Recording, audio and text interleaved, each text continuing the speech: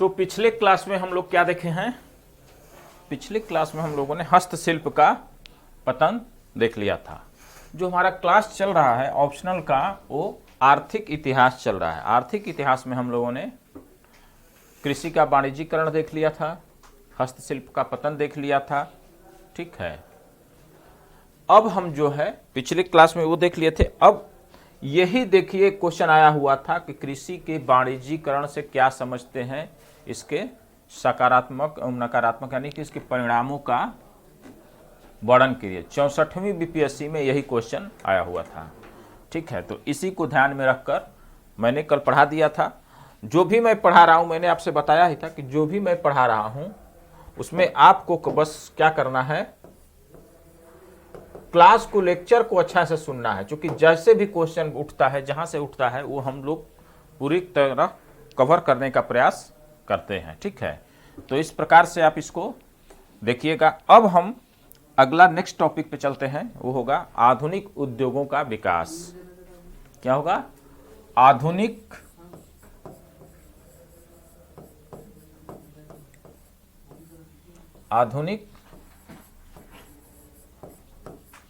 उद्योग का विकास, ठीक है। इसको हम देखते हैं। क्योंकि आर्थिक इतिहास में ये टॉपिक भी बड़ा महत्वपूर्ण है, एक क्वेश्चन आता रहा है इससे। और इस समय बड़ा सौभाग्य की बात है कि यूपीएससी हो या कोई भी पीसीएस एग्जाम हो, चाहे बिहार देख लीजिए, बीपीएससी देख लीजिए, यूपी पीसीएस देख लीजिए, हिस्ट्री बहुत चढ़ा हुआ है। क्योंकि हिस्ट्री एक एवरग्रीन सब्जेक्ट है। हिस्ट्री पढ़ने का ये फायदा है कि आप एक बार तैयार कर लीजिए तो ये आपको कभी परेशानी नहीं करेगा। क्योंकि हिस्ट्री का लड़का बड़ा कॉन्फिडेंट रहता है, एक बार तैयार हो गया, थोड़ा थोड़ा फार्मेटिंग कर लीजिए। क्योंकि जो मैं शुरू में फार्मेटिंग बताता हूँ, उस फार्मेटिंग को ही बस एक जगह आप इकट्ठा लिख लीजिए चैप्टर का, लास्ट में रिवीजन करके आप चले जाइएगा, कहीं आपको कुछ भी परेशानी नहीं होगा। बाकी सब्जेक्टों के साथ बड़ा समस्या है, जल्दी तैयार नहीं होता, हो जाता है तो फिर बड़ा भूलता है, वो बहुत लेंदी होता है, फार्मेटिंग करना आसान नहीं होता उसका। तो इस पॉइंट ऑफ व्यू से आप जो है इसको देखिए, ठीक है। तो यहाँ पर हम देखेंगे आज आधुनिक उद्योगों का विकास। देखिए, आधुनिक उद्योगों का जो विकास हुआ वो बड़ा सीमित स्तर पर होता है। चूंकि जो गवर्नमेंट थी वो औपनिवेशिक थी, जो विकास का ढांचा बन रहा था, जो विकास का दायरा बन रहा था, वो औपनिवेशिक दायरा में ही सब कुछ हो रहा था। औपनिवेशिक दृष्टिकोण के ही इर्द गिर्द सब कुछ घूम रहा था। यानी कि अंग्रेज उसी चीज का विकास कर रहे थे जो उनकी औपनिवेशिक आवश्यकताओं की पूर्ति करने के लिए आवश्यक हो, ठीक है। तो वो औपनिवेशिक मानसिकता आप हर जगह देखेंगे, यही चीज विकास का हुआ। इसीलिए कुछ इतिहासकार जब पढ़ाता है इतिहास तो वो बताता है कि इसको आप विकास मत कहिए, बल्कि आधुनिक उद्योगों का सीमित विकास कहिए। क्या कहिए? एक सीमित विकास हुआ, ठीक है। तो इस प्रकार से यहाँ पर ये भी आपको हेडिंग दर्शाती है, दिखाती है कि ये सीमित विकास क्यों। क्योंकि सीमित विकास कहने का मतलब यही है कि ये उस तरह से विकास हुआ कि क्षेत्र वाइज अंग्रेजों को जिस एरिया से ज़्यादा लाभ था, जिस एरिया से उनको आवश्यकता थी, जिस एरिया की, वहाँ पर वो फोकस करते थे विकास करने की, ठीक है, जहाँ से उनको लाभ की ज़्यादा चांस बन सके, ठीक। तो इस प्रकार से उन लोगों ने काम किया। इसमें आधुनिक उद्योगों के विकास में हम तीन चीज देखेंगे। एक तो इसकी पृष्ठभूमि देखा जाएगा, एक इसकी पृष्ठभूमि देखेंगे कि इसकी पृष्ठभूमि क्या थी। फिर विकास के चरण देखेंगे। क्या देखेंगे?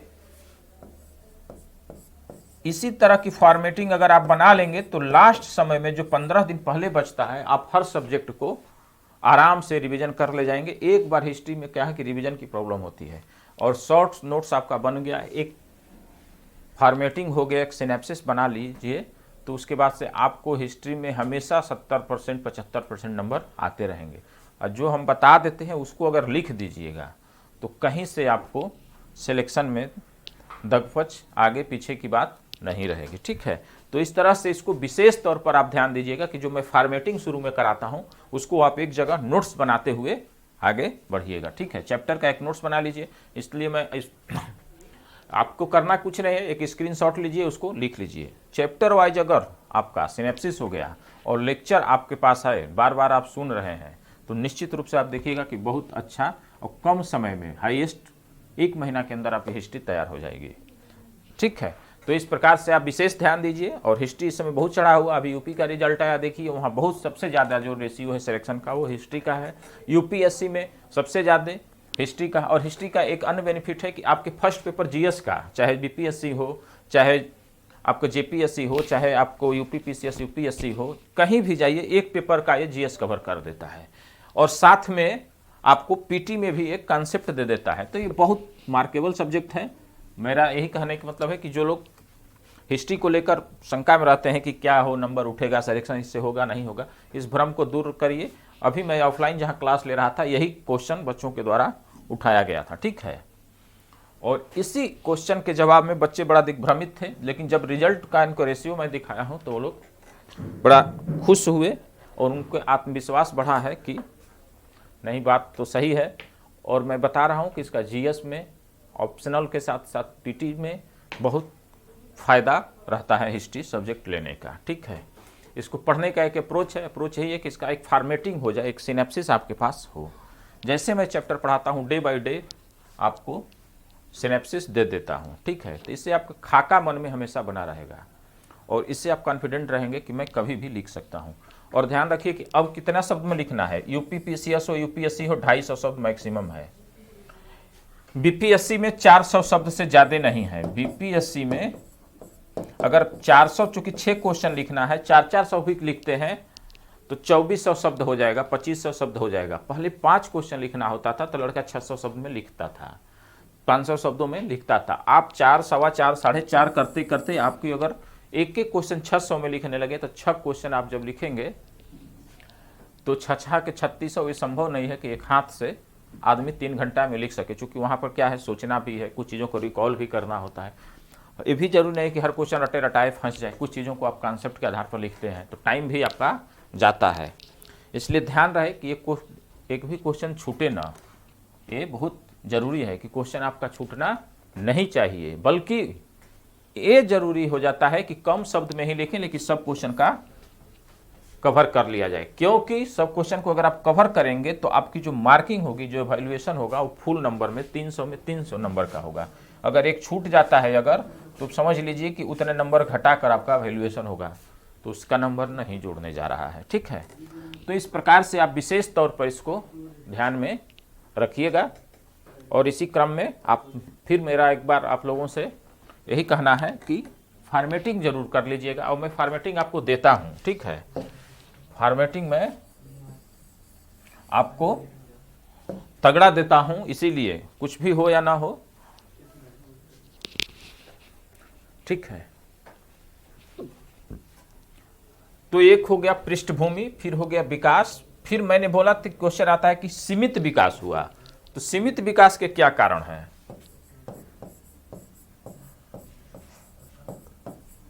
सीमित विकास के कारण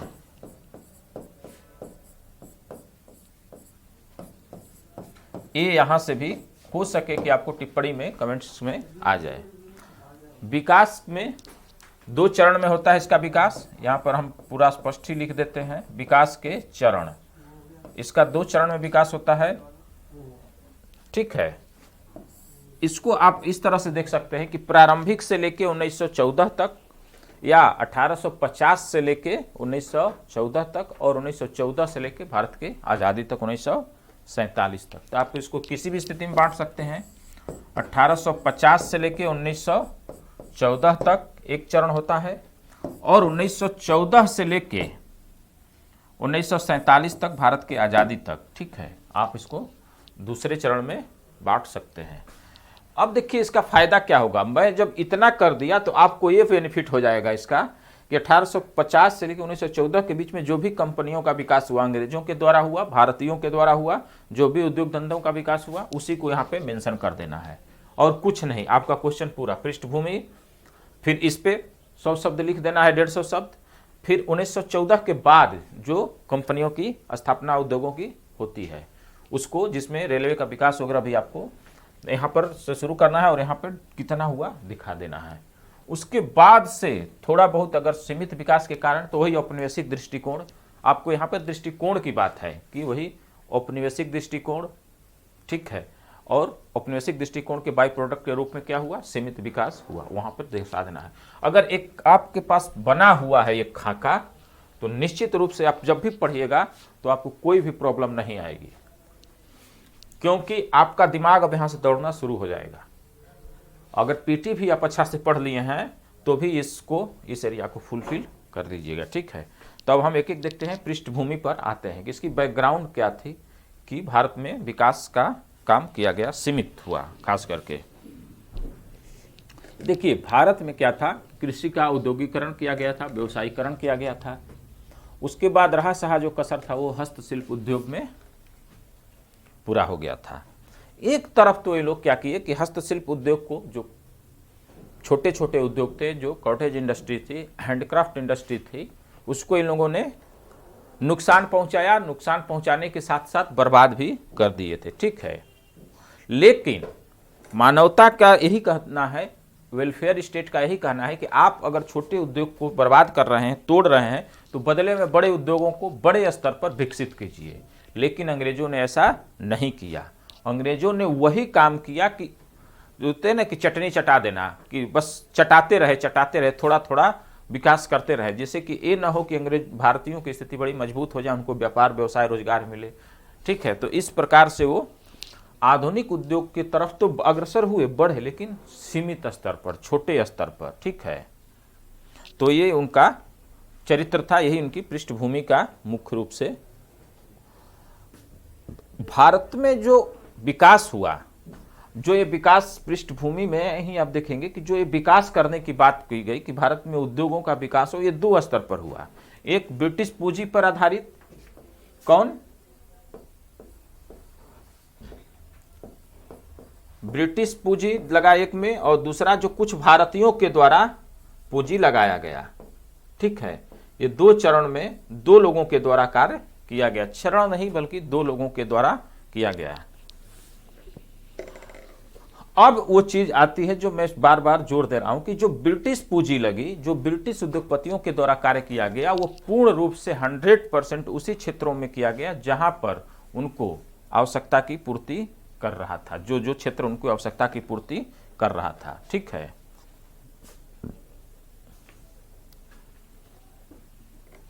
और भारतीयों का जो पूंजी लगा वो मुख्य रूप से वहां पर लगता है जहां पर कि उनके आवश्यकता की पूर्ति भारतीयों के द्वारा, भारत को, लोगों को डिमांड थी उसको फुलफिल करने के लिए किया गया। जैसे हमारे यहाँ वस्त्र उद्योग में 100% भारतीयों की पूंजी लगना था, क्योंकि भारतीयों का इस पर एक अच्छा पकड़ था और भारत के कारीगर थे और यहाँ पर कपड़े की जरूरत थी, उसकी डिमांड थी।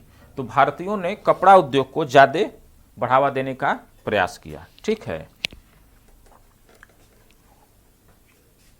और एक चीज और देखिएगा कि चूंकि अंग्रेजों के द्वारा जो विकास किया जा रहा है तो उसमें संरक्षण को लेकर यहां वहां पर बड़ा अंतर है। जो भारतीय उद्योग विकसित हो रहे थे उसमें अंग्रेज की सरकार की कोई विशेष भूमिका नहीं हो रही थी, उनको कोई संरक्षण, लोन वगैरह किसी प्रकार का सुरक्षा नहीं दिया जा रहा था। जबकि ब्रिटिश जो पैसा लगाते थे, जो ब्रिटिश उद्योगपति थे, उनको सरकार के द्वारा संरक्षण दिया जा रहा था, ठीक है। तो इस प्रकार से आप इसको स्पष्ट रूप से पृष्ठभूमि में यही दिखा देंगे कि भारत में एक तरफ तो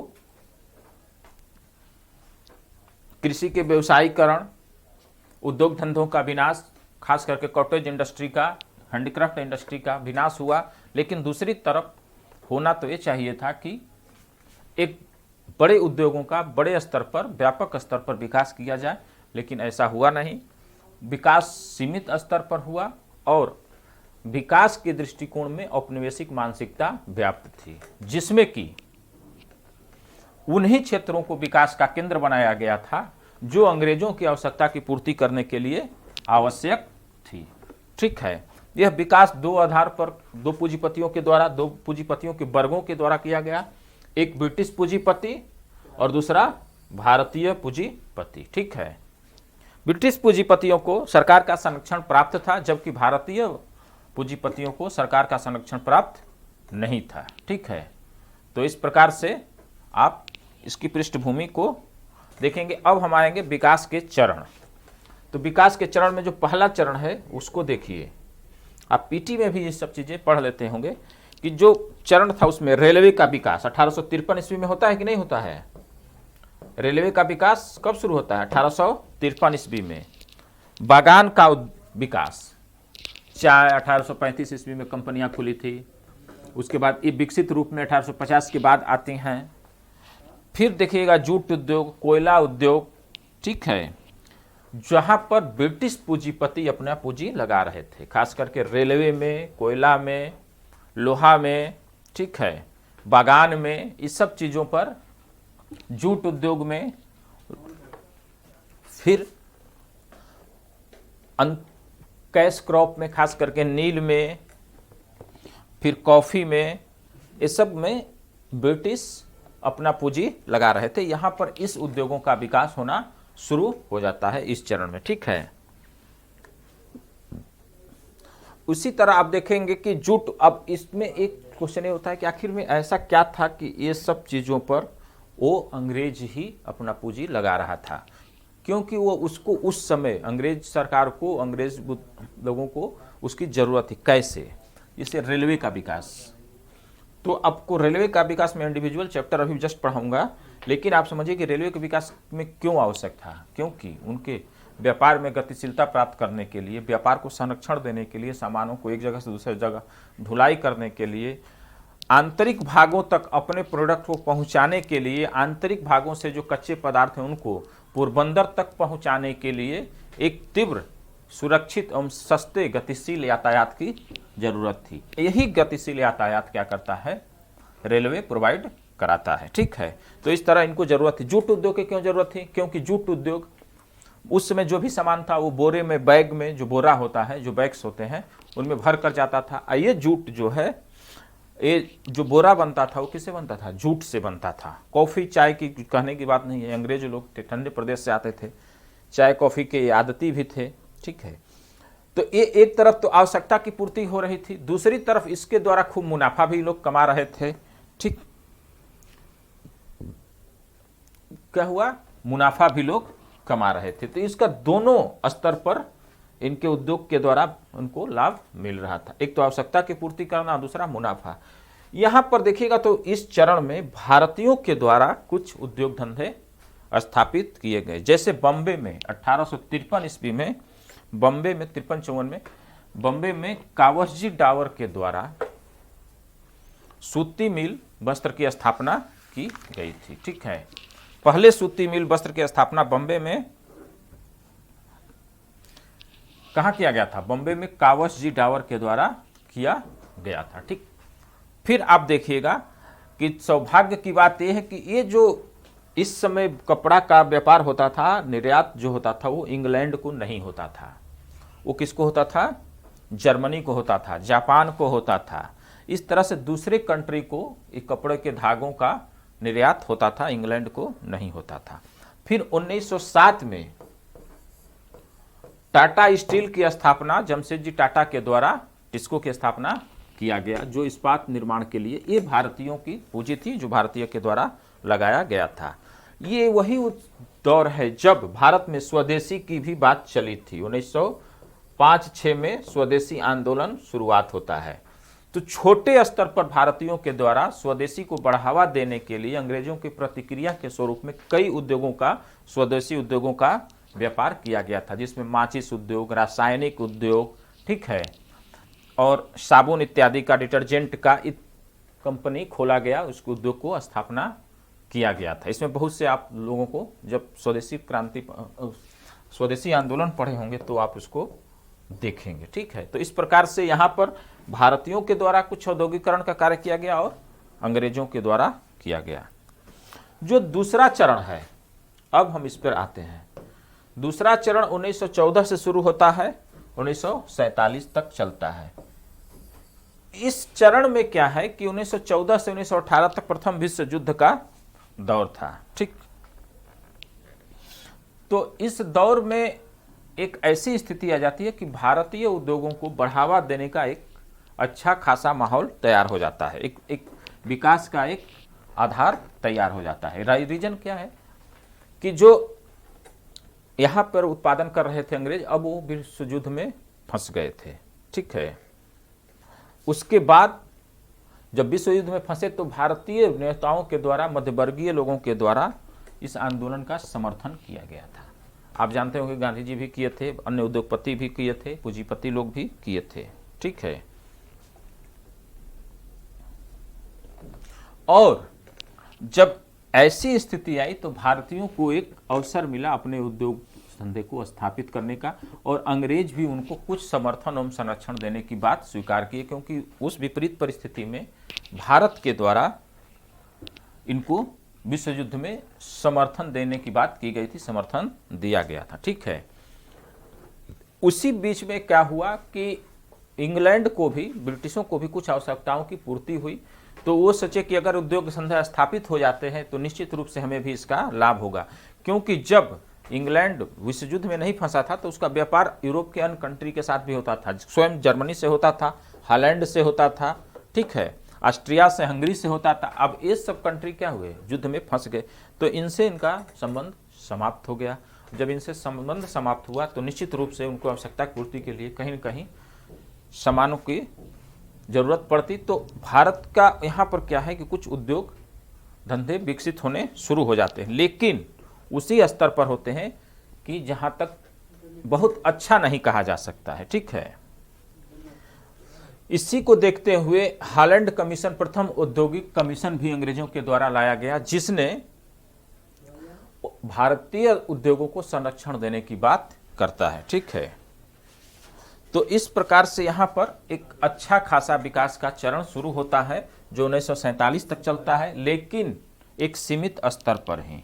1919 के भारत सरकार अधिनियम के द्वारा उद्योगों को राज्य का विषय बना दिया गया। ठीक है। अब उद्योग को संरक्षण देना, बढ़ावा देना राज्य का विषय हो गया। राज्य के जो भारतीय मंत्री उसमें हुआ करते थे उन लोगों को, लेकिन पैसा रुपया का मामला जो था वो वायसराय के हाथों में होता था। इसलिए विकास तो होना शुरू हुआ, संरक्षण तो मिलना शुरू हुआ, लेकिन सीमित स्तर पर। ठीक है। तो ये भी स्तर है। उसके बाद से 1939 इसमें फिर विश्व युद्ध हो जाता है। ठीक है। तो इसमें भी युद्धरत देशों को आवश्यकता की पूर्ति के लिए विकास, भारतीय उद्योग को विकास की जरूरत थी। इंग्लैंड ने इस बात को महसूस किया कि भारत में उद्योगों का विकास आवश्यक है, इसलिए इसको कुछ संरक्षण दिया जाए। लेकिन क्योंकि जो ब्रिटिश राज्य था, जो इस समय युद्धरत था, वो अपनी आवश्यकताओं की या उपनिवेशों में अपने लोगों की आवश्यकता की पूर्ति करने में अब उसे कठिनाई महसूस हो रही थी। ठीक है। और दूसरी तरफ आप देखेंगे कि ये वो दौर है 1930 के बाद, 40 के लगभग, 1944-45 में ये वो दौर है कि भारतीय लोग भी अब इस मानसिक स्तर पर आ चुके थे कि अगर हम अपने उद्योग धंधों को संरक्षण नहीं देंगे, विकास नहीं करेंगे, तो निश्चित रूप से हम बहुत पिछड़ जाएंगे।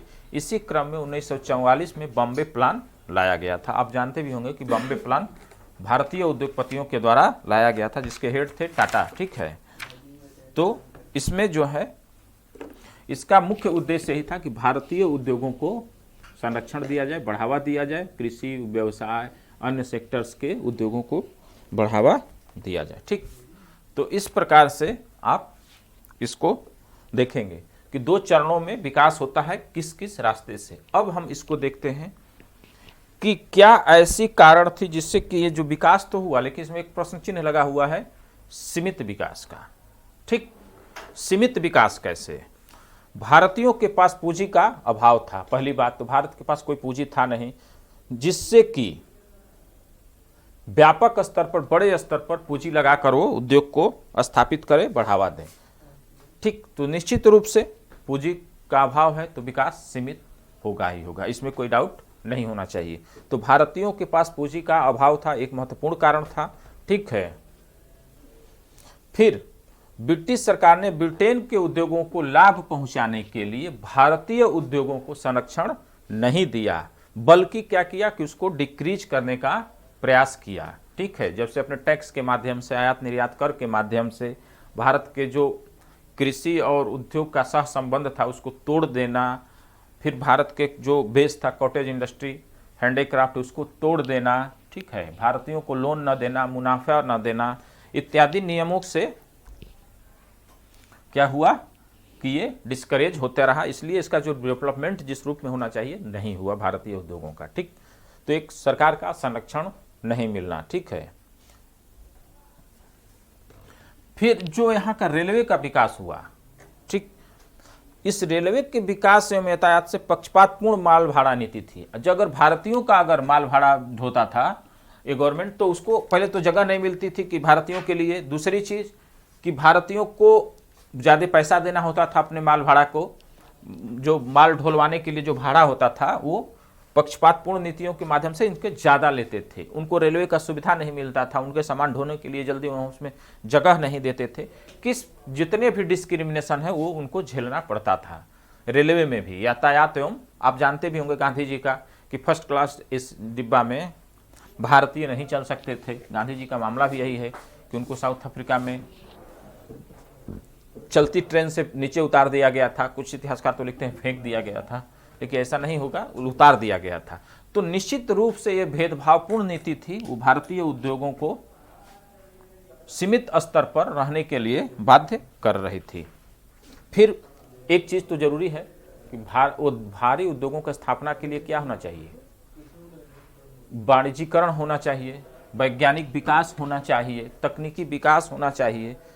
ठीक है, और उनको सुरक्षा एवं संरक्षण देने के लिए कुछ बीमा कंपनियां होनी चाहिए। ये सब भारतीयों को उपलब्ध नहीं हो रहे थे। ठीक, और ऐसी स्थिति में जो कुछ बीमा कंपनी हो, यातायात की कंपनी हो, ये सब जो थी वो अंग्रेजों के हाथ में थी। वो अपने औपनिवेशिक हित के अनुसार उसका संचालन करते रहते थे। ठीक है, तो यही 3-4 कारण हैं जिससे कि इसका विकास नहीं होता है, एक सीमित विकास होता है। अब हम जो नेक्स्ट टॉपिक पढ़ेंगे ये आपका क्वेश्चन पूर्ण होता है, यही भारी उद्योग या आधुनिक उद्योग आएगा क्वेश्चन। अगर जितना मैंने लेक्चर दिया अगर आप उसको लिख ले जाते हैं तो आपको मैं गारंटी लेता हूं कि 80% से कम नंबर नहीं आएगा। और आपको सिलेक्शन पाने के लिए यूपीएससी में 50 से 52% और पीसीएस में 65% नंबर की ही मात्र जरूरत है, जहां से कि आप अच्छे रैंक लगा ले जाएंगे। और रैंक बहुत बढ़िया लगाना है, 1-2 में आना है हिंदी मीडियम में, तो आपको इस लेक्चर को अच्छा से बस ऑब्जर्व करने की जरूरत है। जो फॉर्मेटिंग में देता हूं उसको आप एक स्क्रीनशॉट लेकर इकट्ठा करते रहिए, लिखते रहिए। ठीक है, फिर मिलते हैं अभी। Okay, thank you. इसको बस बंद करो।